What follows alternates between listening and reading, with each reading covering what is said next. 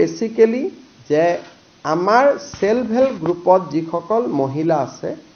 তেওঁলোকে বেংকৰ পৰা লোন পায় এজ এ গ্ৰুপ হিচাপে যে 10 গৰাকী মহিলাৰ মাজত তেওঁলোকে লোন পায় আৰু 10 গৰাকীয়ে যদি বেংকৰ লগত এগৰাকীৰো যদি কিবা লেনদেন বেয়া থাকে গোটেই গ্ৰুপটোৱে লোন নাপায় আৰু লোন পালেও গ্ৰুপটোৰ ভিতৰত লোন পায় গতিকে ম্যাক্সিমাম সামূহিক কাম কৰিব লাগে ব্যক্তিগত কাম কৰিব নোৱাৰে সেইকাৰণে আমি দুটা লক্ষ্য কৰিছিলো যে আত্মসহায়ক গোটৰ আন্দোলনটো অসমত যথেষ্ট পুৰণা ৩৬ লাখ মহিলা সংগঠিত হল এতিয়া তেওঁলোকৰ আমি সামূহিক কাম আৰু ব্যক্তিগত প্ৰয়াস আমি দুইটাকে সমান্তৰালভাৱে লৈ যাব খুজিছো তেওঁলোকৰ এটা চ্যানেল ওপেন হৈ আছে যে বেংকৰ পৰা তেওঁলোকে সামূহিকভাৱে লোন ল'ব পাৰে কিন্তু কোনোবাই ব্যক্তিগতভাৱেও কিবা কৰিব খোজে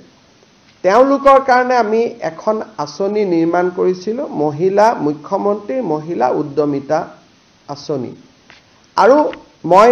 ক'ব পাৰো সাবজেক্টটো কাৰেকশন এটা লেটাৰ ডেট কোনোবাই যদি মোৰ ভাবিব পাৰে যে মোৰ ক্লেইমটোত ভুল আছে This is one of the biggest empowerment scheme. Mohilak empower korar ekhone ataitকৈ biggest scheme in our country. Yat ki hobo ami atmosahayak gotor mohila sokolot group buli poisa nidiu ami individual din.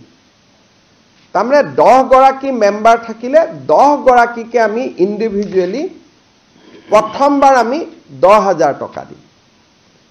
10000 টকাটোৰ উপযুক্ত ব্যৱহাৰ যেতিয়া তেওঁলোকে কৰিব পাৰে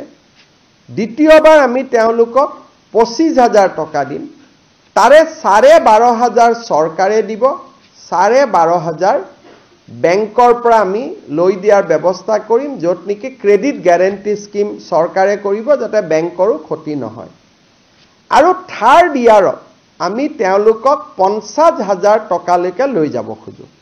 10 25 50 totally 85000 rupees লৈকে তেওঁলোকক আমি লৈ যাব পাৰো এতিয়া কথা হল যে আমাৰ 36 লাখ মেম্বাৰ আছে আমি 36 লাখকে দিম নেকি প্ৰথম কথা ইয়াত আমি এটা নিয়ম কৰিছিলো যে যদি সাধাৰণ মহিলা হয় তেতিয়ালে এই স্কিমটো তাৰ কাৰণেহে মুকলি যাৰ সন্তান তিনিটাতকৈ বেছি নহয় যদি এসটি এসসি মৰাণ মটক চাহ বাগিচা হয় আমি 4টা লৈ মুকলি কৰি দিছিলো এই প্ৰক্ৰিয়াটো আমি 3টা লেয়াৰ ভেৰিফিকেশন কৰাৰ পিছত আমি দেখা পালো যে 36 লাখ মহিলাৰ ভিতৰত 26 লাখ মহিলা এনেকুৱা আছে যাৰ সন্তান হসাকৈ 3টাতকৈ কম বা 3টা অসমৰ কাৰণে এটো এটা খুব ইম্পৰ্টেন্ট ষ্টেটিষ্টিক্স যে আমি যেটো কৈ থাকো সকলোৰে ঘৰত 10-12টা সন্তান আছে অন্তত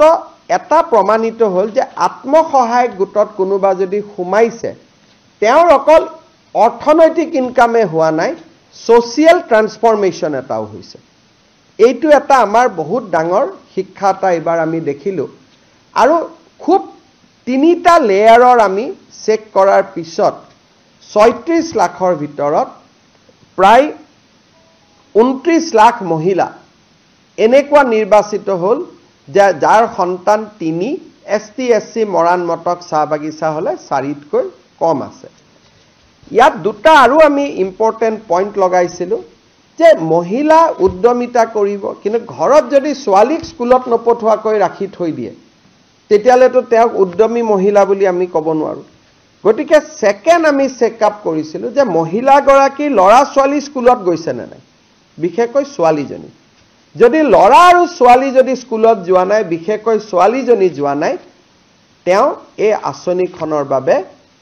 নিৰ্বাচিত নহব থাৰ্ড আমি কৈছিলো যে এই মহিলা গৰাকী কোনো বেংকত ঋণ আদি থাকিব নালাগে এই গুটেই কেটা ক্ৰাইটেৰিয়াত 29 লাখ মহিলা নিৰ্বাচিত হল কিন্তু এই 29 লাখ মহিলাৰ ভিতৰতো কোনোবা চৰকাৰী কৰ্মচাৰীৰ পত্নী আছে কোনোবা হয়তো ঠিকাদাৰৰ ল'ৰা ছোৱালীৰ পত্নী আছে কোনোবাই হয়তো নামটো আছে গ্ৰুপত কিন্তু কাম কৰাৰ বাবে আগ্ৰহ নাই গতিকে এই ফাইনেল পৰ্যায়ৰ সিলেকশনটো এতিয়া আৰম্ভ হৈছে যত 29 লাখৰ পৰা আমি 26-27 লাখ মহিলা চূড়ান্তভাৱে নিৰ্বাচিত হ'ব 31 মাৰ্চ তাৰিখৰ ভিতৰত যেহেতু বাজেট 1 এপ্ৰিলৰ পৰা আৰম্ভ হ'ব